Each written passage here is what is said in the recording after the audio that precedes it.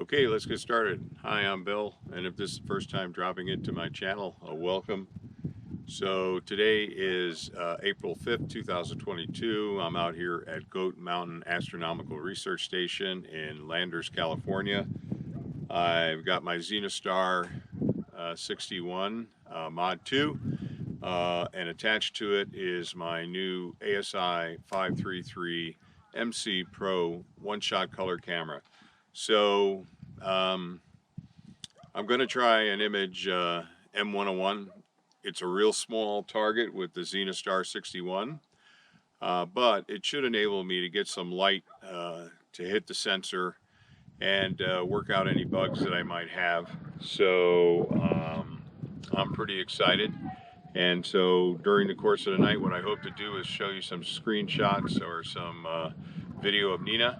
And worst case, what I'll do is after I collect some images tomorrow, I'll run it through PixInsight and produce an image. Again, the target's going to be small given the field of view here, but it will let me run through the routine and get familiar with using a one-shot color camera. Now, there's been a lot of discussion back and forth about, should I use my filter wheel or not? What I'm hoping to accomplish tonight is normally my ASI533MC Pro monochrome camera would be attached to the filter wheel. I'm hoping it's as easy as just swapping out the cameras, and then I don't have to mess with any backspacing. It should all be good. I have my ZWO luminous filter in position 1, and I have the Optolong L Extreme in position 8. And since this is not a nebula M101, I'll just be using the luminous filter as an IR cut filter, and the ZWO luminous filter, while it should pass 94% of the light and allow the full spectrum, but cut off on each end the IR and the UV. So let's see if that actually happens.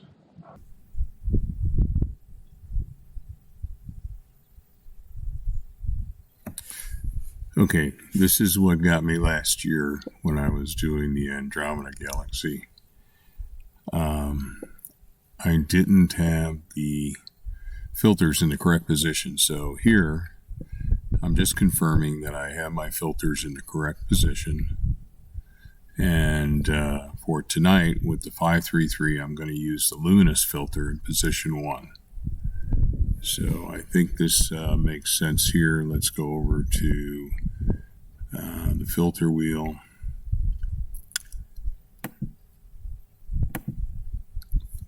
And there's this order that's consistent. So I think I'm good there. All right, so give me a few seconds and we'll get some light coming down that tube and hitting the sensor. Okay, let's see what happens. I'm just double checking the camera. It's cooled to -10. Got the sequencer set up. We do have the moon up tonight, but let's see what happens. Pinwheel Galaxy, I'm going to delay the start. I'm going to slew the target. I've already slewed and centered, but so let's see what this does. I'm just going to go with a 3-minute, 180-second to start with. Got to start somewhere. And I'm going to dither after every exposure. And I'm just going to take 20. So let's see if this works.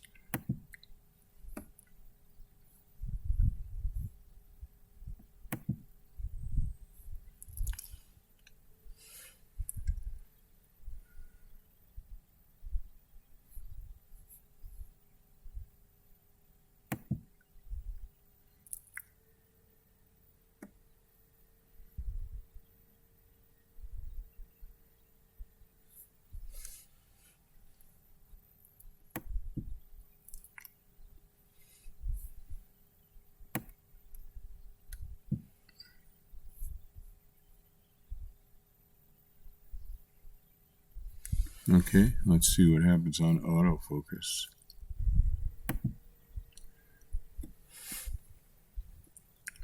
There's that square sensor.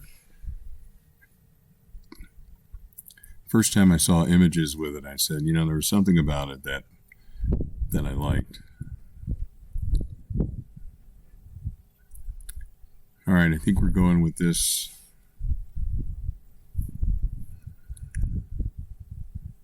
.99, I think that's okay. So we'll clear that. So I see something in the center. Now I probably should have taken some time to figure out what the right exposure would be, but looking at the statistics and the min and the max, but let's just see what happens.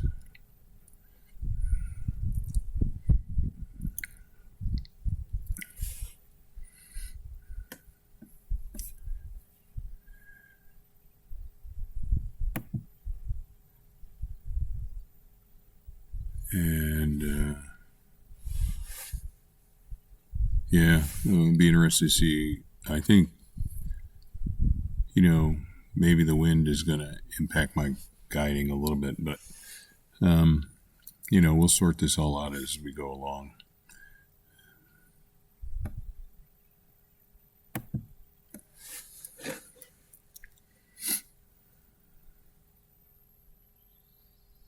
So I'm going to do a video,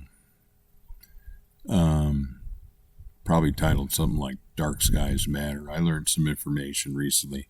The great thing about being a newbie is you can learn something almost every day.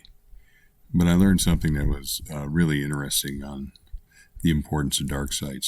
But I'm going to save it for a video. I really never thought about that aspect of it.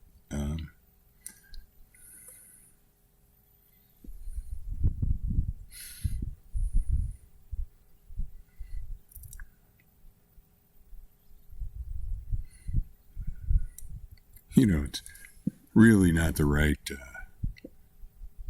focal length for galaxies, but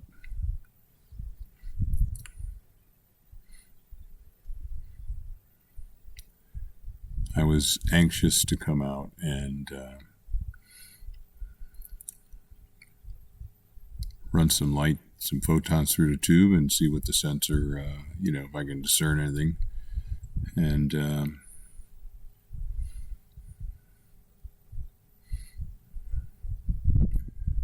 Lori's in Mexico with her girlfriend, so I didn't want to be home alone. So I came down here. And other than the wind, the weather's fantastic. No clouds.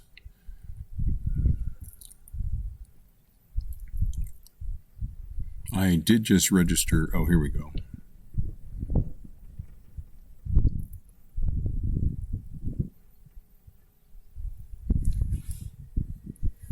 Okay, well, first frame, first light, and what do you know? I got a satellite coming through it. That's okay.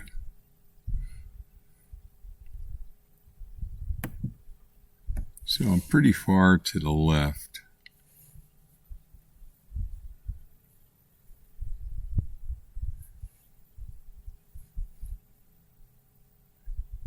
So I need to do a little bit more to understand these statistics, the min and the max. There's helpful information there in setting your exposure duration as I understand it.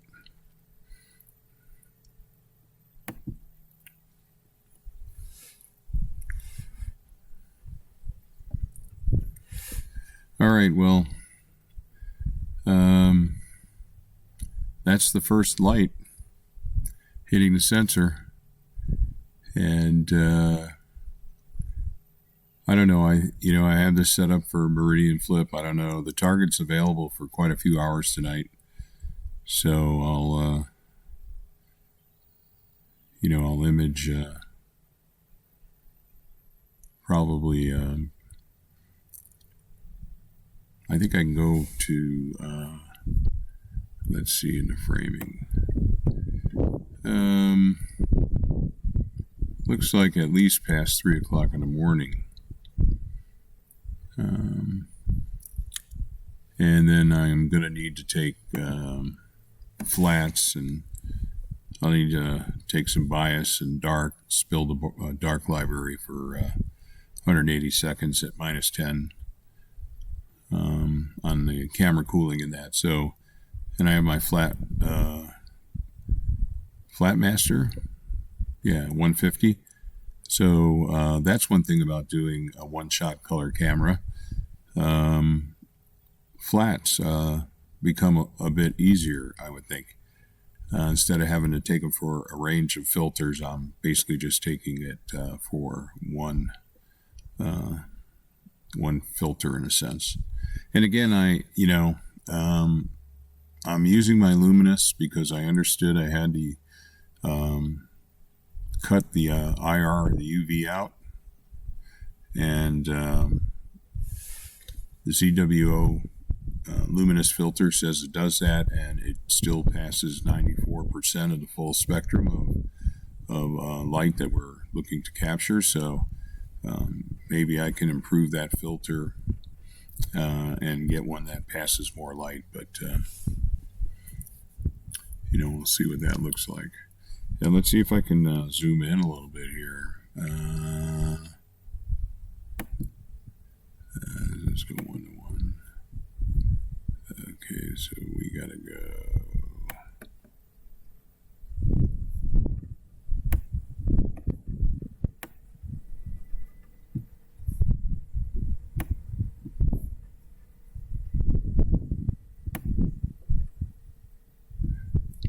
Okay, well,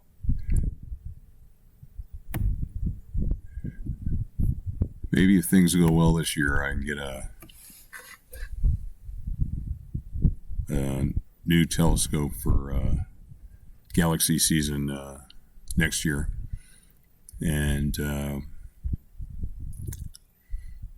but there is M101 Pinwheel Galaxy